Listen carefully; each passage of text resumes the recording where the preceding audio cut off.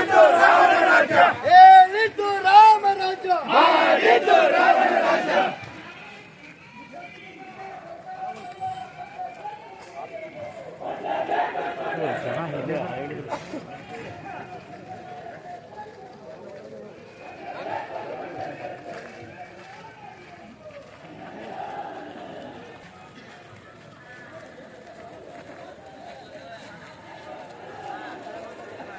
ಹಿಂದೆ ಗುಲ್ಬರ್ಗ ಜಿಲ್ಲಾ ಒಂದು SP ಇದ್ರು ಶಶಿ ಕುಮಾರ್ ಅಂತ ಹೇಳಿ.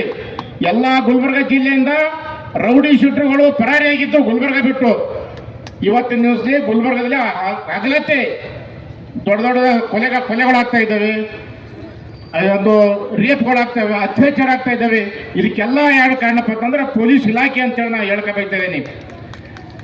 ಅದಕ್ಕಾಗಿ ಮಾನ್ಯ ಉಸ್ತುವಾರಿ ಮಿನಿಸ್ಟರ್ ಇದರ ಬಗ್ಗೆ ಬಹಳ ಒಂದು ಗಮನ ಹರಿಸಬೇಕು ಗುಲ್ಬರ್ಗ ಜಿಲ್ಲೆಯಲ್ಲಿ.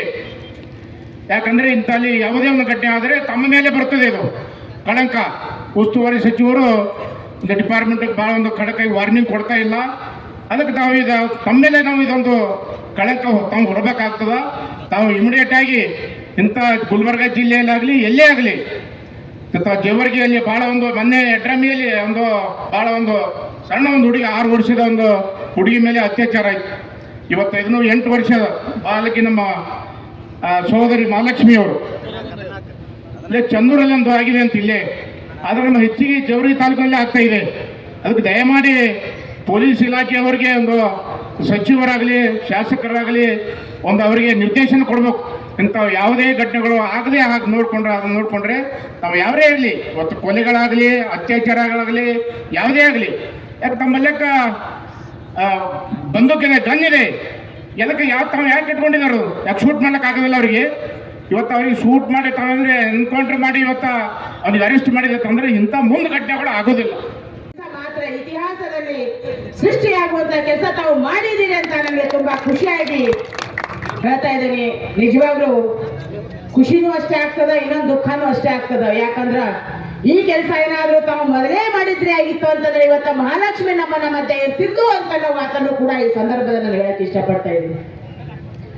ನನಗೆ ವಿಷಯ ತಿಳಿದ ತಕ್ಷಣ ನಾನು ಮಹಾಲಕ್ಷ್ಮಿಯವ್ರ ಮನೆಗೆ ಹೋಗಿದ್ದೆ.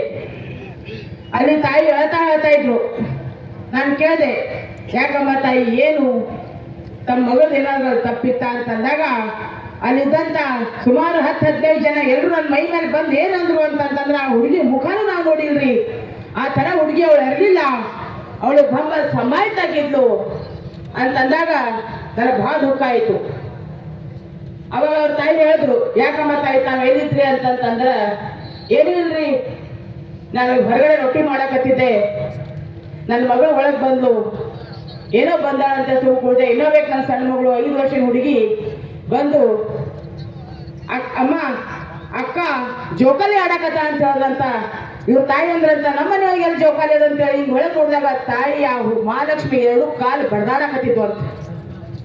ಅವಾಗ ತಾಯಿ ಹೋಗಿ ಆ ಮಗಳಿಗೆ ತೆಗೆದಾಗ ಆ ಮಗಳು ತಾಯಿ ಉಸಿರ ಅವಳ ಮಡಿದಲ್ಲೇ ಹೋಯ್ತಂತ.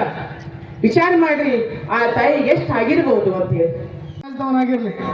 ಇವತ್ತು ಇಂಥ ಅತ್ಯಾಚಾರಗಳು ಈ ಭಾಗದಲ್ಲಿ ನಿಲ್ಲಬೇಕೆನ್ನುವುದೇ ಸಮಸ್ತ ಇಲ್ಲಿ ಸೇರಿದಂಥ ಎಲ್ಲ ಸಮುದಾಯಗಳ ಒಂದು ಒಕ್ಕೂರಿನ ಕರೆಯಾಗಿದೆ ಬಂಧುಗಳೇ. ಇವತ್ತು ಈ ಹೋರಾಟದಲ್ಲಿ ಭಾಗಿಯಾದಂಥ ಎಲ್ಲ ಮುಖಂಡರನ್ನ, ತಾಯಿಯರನ್ನ, ಎಲ್ಲರನ್ನ ಇವತ್ತು ಸ್ಮರಿಸುತ್ತಾ ಇದು ಇಲ್ಲಿಗೆ ಕೊನೆಯಾಗಬೇಕು. ಇವತ್ತು ಮೆಹಬೂಬ್ ಮುಲ್ಲಾನಂತವರು ಈ ಜೇವರ್ಗಿಯಿಂದ ಇವತ್ತು ಗಡಿಪಾರಾಗಿ ಗುಂಡಿಗೆ ಬಲಿಯಾಗಬೇಕು. ಇಲ್ಲಿಯ ಪೊಲೀಸರಿಗೆ ಗಂಡಸ್ತನ ಎನ್ನುವುದಿದ್ದರೆ ಕೇವಲ ಕಾಕಿ ಹಾಕಿ ಇವತ್ತು ಯಾರ್ದೋ ಕೈಗೊಂಬೆಗಳಾಗಿ ಕೇವಲ ಪಗಾರ ಪಡೆದು ನಿಮ್ಮ ಹೆಂಡರ ಮಕ್ಕಳ ಬಲಿಸುವುದು ಆದರೆ ನೀವು ಗುಲಾಮರಾಗಿ ಚಪರಾಸಿಯಾಗಿ ಅವರ ಕಸವಡಿಯರಿ ಮನೆಯದು. ಆದರೆ ಗಂಡಸ್ತನ ಇಲ್ಲಿ ಬಾಬಾ ಸಾಹೇಬ್ ಅಂಬೇಡ್ಕರ್ ಅವರು ಹುಟ್ಟಿದಂಥ ನೆಲ, ಸರ್ದಾರ್ ವಲ್ಲಭಾಯಿ ಪಟೇಲ್ ಅಂತವ್ರು ಹುಟ್ಟಿದಂಥ ನೆಲ, ಮತ್ತು ಇಂಥ ನೆಲದ ಅನ್ನ ತಿಂದು ನೀವು ಯಾರಾದರೂ ಯಾರದೇ ಮುಲಾಜಿಗೆ ಬಿದ್ದು ಇಲ್ಲಿ ಹೆಣ್ಣು ಮಕ್ಕಳ ಒಂದು ಅನ್ಯಾಯಕ್ಕೆ ನೀವು ಸ್ಪಂದಿಸದೇ ಇದ್ದರೆ ಸರ್ಕಾರ ಕಳಿಸ್ತದೋ ಇಲ್ಲೋ ಗೊತ್ತಿಲ್ಲ. ಮುಂದಿನ ದಿನಗಳಲ್ಲಿ ನಾವು ನಿಮ್ಮ ಪಠ್ಯಗಳನ್ನು ಕಳಿಸ್ತೀವಿ. ಪೊಲೀಸ್ ಇಲಾಖೆಗೆ ಎಚ್ಚರ ಇರಲಿ ದಯಮಾಡಿ. ಇದು ಒಂದನೇ ಘಟನೆ ಅಲ್ಲ, ಮೊನ್ನೆ ಯಡ್ರಾಮಿಯಲ್ಲಿ ಚಾಲೆಂಜ್ ಅದ. ದಯವಿಟ್ಟು ಎಲ್ಲರೂ ಕೇಳ್ರಿ, ನನ್ನ ಫೋಟೋನು ತಗೋರಿ, ವಿಡಿಯೋನು ತಗೋರಿ. ಏನು ಹೇಳ್ತೀನಿ ಲಕ್ಷ ಕೊಟ್ಟು ಕೇಳ್ರಿ. PSI ಸಾಹೇಬ್ರೆ, CPI ಸಾಹೇಬ್ರೆ ಎಲ್ರಿಗೂ ಹೇಳ್ತಾ ಇದ್ದೀನಿ, ಯಾಕಂದ್ರೆ ಮಹಾಲಕ್ಷ್ಮಿ ಇವತ್ತು ಸಾವಾಗ್ಯದ, ನಾಳೆ ನನ್ನ ಸಾವು ಆಗ್ತದ, ನಾಳೆ ನಿಮ್ಮ ಮನೆ ಕೂತಿಂದು ಸಾವು ಆಗ್ಬಹುದು, ಹೇಳಿಕ್ ಆಗಂಗಿಲ್ಲ.